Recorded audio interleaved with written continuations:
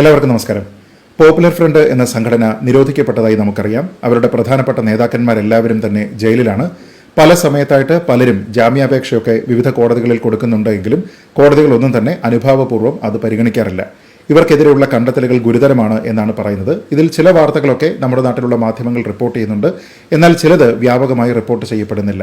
അത്തരത്തിൽ ഒരു വിധി ഇന്നലെ ഉണ്ടായി. ഡൽഹി ഹൈക്കോടതിയിൽ നിന്നാണ് പോപ്പുലർ ഫ്രണ്ട് നേതാവ് അറസ്റ്റിലായിരിക്കുന്ന അബൂബക്കർ അദ്ദേഹത്തിന്റെ ജാമ്യവുമായി ബന്ധപ്പെട്ട് അദ്ദേഹത്തിന് ആരോഗ്യ പ്രശ്നങ്ങളുണ്ട് തുടങ്ങിയ കുറേ കാര്യങ്ങളെല്ലാം പറഞ്ഞുകൊണ്ട് ജാമ്യം വേണം എന്ന് പറഞ്ഞ് ഡൽഹി ഹൈക്കോടതിയിൽ പോയതാണ്. NIA-ക്ക് എതിരെയാണ് ഈ കേസ്. എന്നാൽ ആ കേസിൽ ഹൈക്കോടതി പറഞ്ഞിരിക്കുന്ന വിധി എന്താണ് എന്നതിനെപ്പറ്റി അധികം മലയാള മാധ്യമങ്ങളൊന്നും തന്നെ റിപ്പോർട്ട് ചെയ്തിട്ടില്ല. എന്നാൽ ഇത് വളരെ ഗുരുതരമായിട്ടുള്ള ചില കണ്ടെത്തലുകൾ, പരാമർശങ്ങൾ ഒക്കെയുള്ള വിധിയാണ്. അതുകൊണ്ട് ആൾക്കാരിലേക്ക് അത് എത്തണം എന്നുള്ള ഉദ്ദേശത്തിലാണ് ഈ വീഡിയോ ചെയ്യുന്നത്. ഇതിലുള്ള ഒന്നാമത്തെ കാര്യം, പോപ്പുലർ ഫ്രണ്ട് എന്നത് ഒരു തീവ്രവാദ സംഘടനയാണ് എന്ന രീതിയിലുള്ള ഒരു പരാമർശമാണ്. വിധിയിൽ കോടതി പറയുന്ന ഒരു ഭാഗം ഇങ്ങനെയാണ്: The central government had credible information that the members, office bearers and cadres of Popular Front of India along with others were conspiring, raising or collecting funds within India or from abroad for committing or getting committed terrorist acts in various parts of India, including states of Kerala, Tamil Nadu, Karnataka, Uttar Pradesh and Delhi, etc. അതായത് popular front രാജ്യത്തിനുള്ളിൽ നിന്നും വിദേശത്തു നിന്നും അവരുടെ തീവ്രവാദ പ്രവർത്തനങ്ങൾക്ക് വേണ്ടി fund സ്വരൂപിക്കുന്നതായും അത് കേരളം ഉൾപ്പെടെയുള്ള പല സംസ്ഥാനങ്ങളിലും തീവ്രവാദ പ്രവർത്തനത്തിന് വേണ്ടി ഉപയോഗിച്ചിരുന്നതായും കേന്ദ്ര സർക്കാരിന് കൃത്യമായിട്ടുള്ള വിവരം ലഭിച്ചിട്ടുണ്ട് എന്നാണ് കോടതി പറയുന്നത്. ഇതിലെ രണ്ടാമത്തെ ഗുരുതരമായ പരാമർശം, 2047 ഇന്ത്യയിൽ ജനാധിപത്യ വ്യവസ്ഥയും ഭരണഘടനയും എല്ലാം തന്നെ അട്ടിമറിച്ചുകൊണ്ട് ശരിയ നിയമം നടപ്പാക്കാനാണ് പോപ്പുലർ ഫ്രണ്ട് പ്രവർത്തിച്ചിരുന്നത് എന്നുള്ള കോടതിയുടെ കണ്ടെത്തലാണ്. കോടതി അതിൽ പറയുന്നത് ഇങ്ങനെയാണ്. 11ാമത്തെ പാരഗ്രാഫിൽ, during the course of investigation plentiful of evidence was collected which suggested that PFI was acting through its NEC members including appellant Abubakar and they had conspired and covertly aimed to establish Islamic Sharia law in India by or before the year 2047 by overthrowing the democratic and constitutional system of government by raising an army of jihadists who would lead the armed struggle for establishing caliphate in India and to achieve said objective. അതായത് ഇന്ത്യയിലുള്ള ജനാധിപത്യ ഭരണക്രമത്തിനെയും അതേപോലെ നമ്മുടെ ഭരണഘടനയും അട്ടിമറിച്ചുകൊണ്ട് ഒരുപറ്റം ജിഹാദികളെ സംഘടിപ്പിച്ചുകൊണ്ട് 2047 അതിനു മുൻപോ ഇസ്ലാമിക നിയമം അല്ലെങ്കിൽ ശരിയ നിയമം നടപ്പാക്കിക്കൊണ്ട് ഇന്ത്യയിൽ ഒരു കാലിഫേറ്റ് സ്ഥാപിക്കുന്നതിന് വേണ്ടിയിട്ടുള്ള പ്രവർത്തനങ്ങളാണ് പോപ്പുലർ ഫ്രണ്ട് നടത്തിയിരുന്നത് എന്നുള്ള ഗുരുതരമായിട്ടുള്ള കണ്ടെത്തലാണ് ഇവിടെ ഡൽഹി ഹൈക്കോടതിയുടെ ഭാഗത്തു നിന്നും ഉണ്ടായിരിക്കുന്നത്. അത് എങ്ങനെ ചെയ്യാനാണ് അവർ പദ്ധതി തയ്യാറാക്കിയിരിക്കുന്നത് എന്നതിനെക്കുറിച്ചും ഇതിൽ പറയുന്നുണ്ട്. ഒന്ന്, using social and political activities of PFI and its frontal organisations to attract large number of Muslim youths. Popular Front അല്ലെങ്കിൽ അതിന്റെ മറ്റുള്ള സംഘടനകൾ വഴി മുസ്ലിം യുവാക്കളെ കൂടുതലായിട്ട് ഈ സംഘടനയിലേക്ക് കൊണ്ടുവരിക.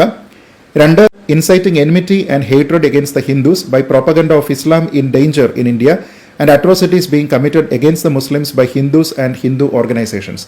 ഇന്ത്യയിൽ മുസ്ലിങ്ങൾ വലിയ അപകടത്തിലാണ് എന്ന രീതിയിലത്തേക്കുള്ള ഒരു പ്രചരണം ഉണ്ടാക്കുക, ഹിന്ദുക്കളും ഹിന്ദു സംഘടനകളും അവരെ ലക്ഷ്യം വെക്കുന്നു എന്ന രീതിയിലത്തേക്കുള്ള ഒരു പ്രൊപ്പഗണ്ട നടപ്പാക്കുക എന്നുള്ളതായിരുന്നു രണ്ടാമത്തെ കാര്യം.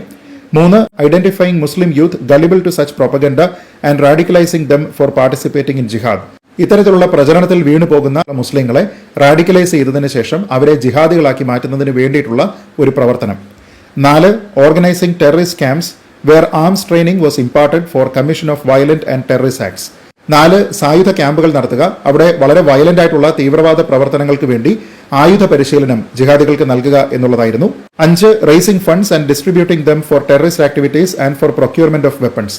5, വലിയ രീതിയിൽ ധനസമാഹരണം നടത്തി ആയുധങ്ങൾ വാങ്ങുന്നതിനും തീവ്രവാദ പ്രവർത്തനങ്ങൾക്കും വേണ്ടി അതിനെ ഉപയോഗിക്കുക.